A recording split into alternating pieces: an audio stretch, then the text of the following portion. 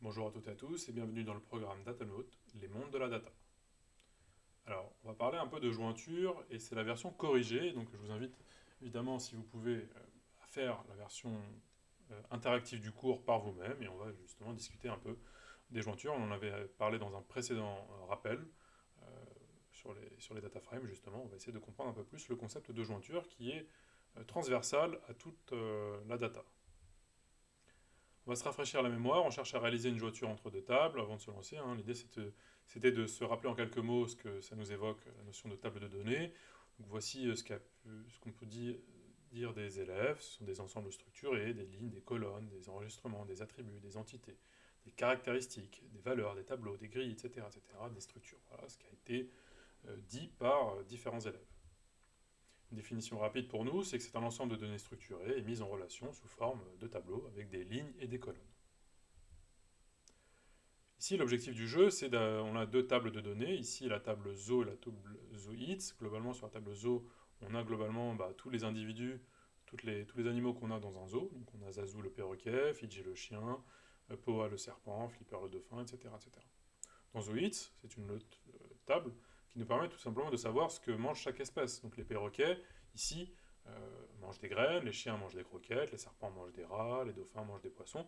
L'idée, c'est justement à la fin de savoir ce que chaque euh, animal va manger dans le zoo. Donc il y a une vraie question de, entre guillemets, de vie ou de mort.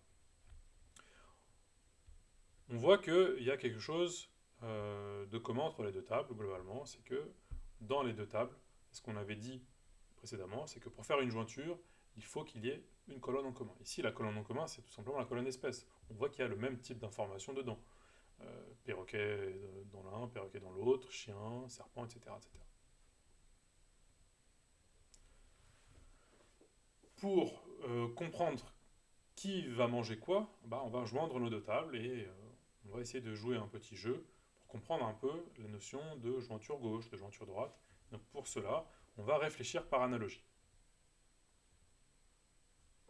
Donc c'est un jeu qui s'appelle le jeu des pizzas jointes. En gros, l'idée ici c'était que j'ai invité Paul, Julie, Luc et Alice pour goûter un nouveau concept qui s'appelle les pizzas jointes. Mais chacun de mes invités, en gros, a ses propres goûts et l'idée c'est de savoir qu'est-ce que va manger chaque invité. Qu'est-ce que c'est que les pizzas jointes? C'est que globalement il y a différents goûts. Donc il y a sur une pizza, il y a une pizza séparée en deux. Il y a un goût par exemple pepperoni. Il y a un autre goût qui est végétarien. Il y a un goût qui est 4 fromages. Et il y a les fameuses pizzas que tout le monde adore évidemment. C'est ironique.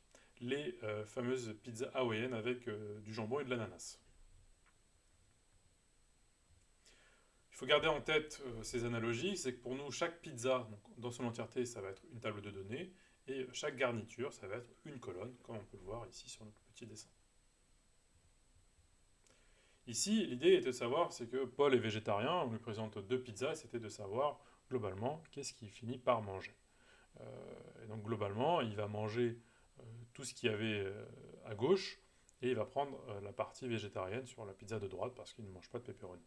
En gros, euh, qu'est-ce qu'il a mangé le plus? Il a mangé plus de pizza à gauche que de pizza à droite. Donc il a pris plus de données à gauche que de pizza à droite. Donc cette notion de ce qui est à gauche et de ce qui est à droite, on avait vu sur le pd.merge, globalement c'est très important. La question c'est qu'est-ce que je veux conserver comme données?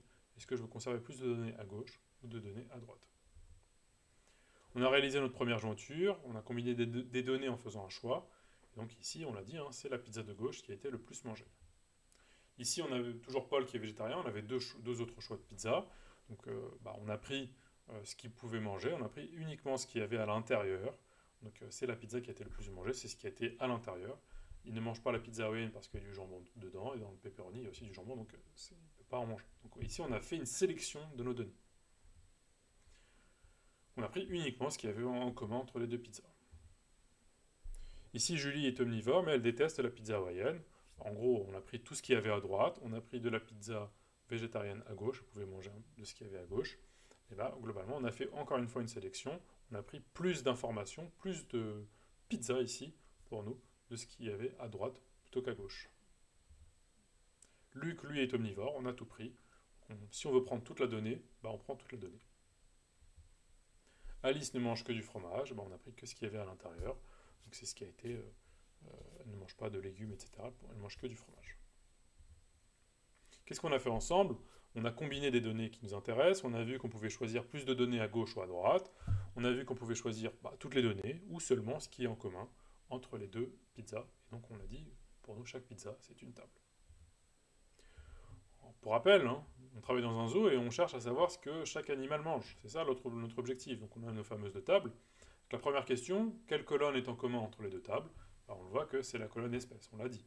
Quelle ligne, par contre, existe dans la table de gauche, mais pas dans la ligne dans la table de droite? On peut voir qu'il n'y a pas de chimpanzé dans ZooIts. Dans la table ZooIts, on ne sait pas justement, il y a un manque d'information, on ne sait pas ce que mangent les chimpanzés. C'est pour ça qu'il n'y a pas de la donnée. C'est une erreur humaine, tout simplement. Quelle ligne existe dans la table de droite mais pas dans la table de gauche? On voit que on n'a pas dans notre zoo ni de vache ni de poisson. Voilà. Par contre, on sait qu'une vache mange du foin, on sait que le poisson mange des granulés, mais euh, on ne sait pas. On n'a pas tout simplement de vache ni de poisson dans notre zoo. C'est pour ça qu'on n'en a pas. À retenir, c'est le plus important, c'est qu'une jointure se fait grâce à une colonne commune aux deux tables. C'est le plus important à retenir sur les jointures. On revient à nos fameuses pizzas, vous voyez qu'on a les mêmes formes, on a toujours les OITS, ça nous permet ici, c'est l'exercice qu'on avait fait ensemble, ça nous permet de comprendre les quatre grands types de jointures. Est-ce qu'on veut plus de données comme on l'avait fait avec les pizzas à gauche, plus de données à droite, plus de données entre les deux tables, ou on prend tout? Donc il y a les jointures de type interne, on joint les deux tables uniquement avec les correspondances entre les deux tables, on prend uniquement ce qu'il y a entre les deux en termes de correspondance. Il y a les jointures externes, on parle de outer join en anglais, qu'on joint les deux tables dans leur ensemble, même sans correspondance, on va voir quelles sont les conséquences. On prend tout ce qui est à gauche et les jointures, euh, même sans les correspondances, ou on peut faire les jointures droite, right join, on prend tout ce qui est à droite, et avec les correspondances, avec la table de gauche. Donc si on fait la jointure interne, on prend uniquement les correspondances, donc j'ai gardé les mêmes codes, donc ce qui est en orange, c'est uniquement les correspondances, c'est ce qu'on s'était dit, et bien ça va nous donner une nouvelle table, qui va être une table de jointure interne. Donc ici on a tout, on retrouve le fait que Zazu, le perroquet, mange des graines, Fiji, le chien, mange des croquettes, Poa, le serpent, mange des rats, etc. etc. Mais qu'est-ce qu'on observe? Là où il n'y a pas de correspondance, on n'a pas de données sur Cortex le chimpanzé, on n'a pas de données sur les vaches, on n'a pas de données sur les poissons, etc. Parce que ça a pris uniquement les correspondances. Le outer, il prend toutes les lignes des deux tables, y compris celles sans correspondance. On l'avait vu aussi avec les pizzas, s'ils mangent tout, on prend toutes les données. Qu'est-ce qu'on observe? Cette fois-ci, on a toutes les données, mais vous voyez que Cortex, le chimpanzé, ça crée pour la nourriture une cellule vide parce qu'on n'a pas de données tout simplement. Et pour les vaches et les poissons, on sait ce qu'elles mangent, mais on n'a pas de nom d'animaux parce qu'on n'en a tout simplement pas dans notre zoo. Si on prend le right, ça ressemble à la hauteur, mais cette fois-ci on prend que les données à droite. Vous voyez qu'on a les vaches et les poissons qui apparaissent, mais Cortex, le chimpanzé, évidemment, n'apparaît pas. Quand on fait une jointure, il faut se demander, comme pour les pizzas, ce qu'on cherche comme information. Le inner join, la jointure par défaut, est pratique, mais on perd de l'information. Le outer join est celui qui va conserver l'ensemble des données, y compris avec des valeurs nulles. Le right et le left join te font conserver des données d'un côté, mais perdre de l'autre. Attention, vous voyez qu'ici, si je fais un choix entre le left et le right, ça dépend de notre besoin. Ici, vous voyez que j'ai toutes les informations, je conserve ici les données sur le fait que j'ai Cortex, le chimpanzé. Je me dis, en gros, je sais qu'il est là, mais je ne sais pas ce qu'il mange. Par contre, si je fais une jointure ici de type droite, je perds l'information sur Cortex, et ça peut être dangereux parce que c'est une question de vie ou de mort. Donc le right ici est peut-être moins important qu'un left. Si j'avais fait un left dans l'autre sens, j'aurais eu l'information sur Cortex, le fait que j'ai toujours Cortex le chimpanzé dans mon zoo, mais je n'ai pas d'information sur ce qu'il mange. Donc là, je ferai remonter l'information au zoo qu'il me manque de la donnée. On résume, une jointure se fait grâce à une colonne commune aux deux tables. La jointure interne, en anglais inner join, ne renvoie que les lignes pour lesquelles il existe une correspondance dans les deux tables. La jointure gauche ou left join renvoie toutes les lignes de la première table et les correspondances de la deuxième table. La jointure droite ou right join renvoie toutes les lignes de la deuxième table et les correspondances de la première table. La jointure externe, ou outer join, renvoie toutes les lignes des deux tables avec des valeurs nulles pour les lignes pour lesquelles il n'y a pas de correspondance dans une des deux tables. Voilà, ce rappel est terminé et je vous dis à tout de suite pour un prochain cours.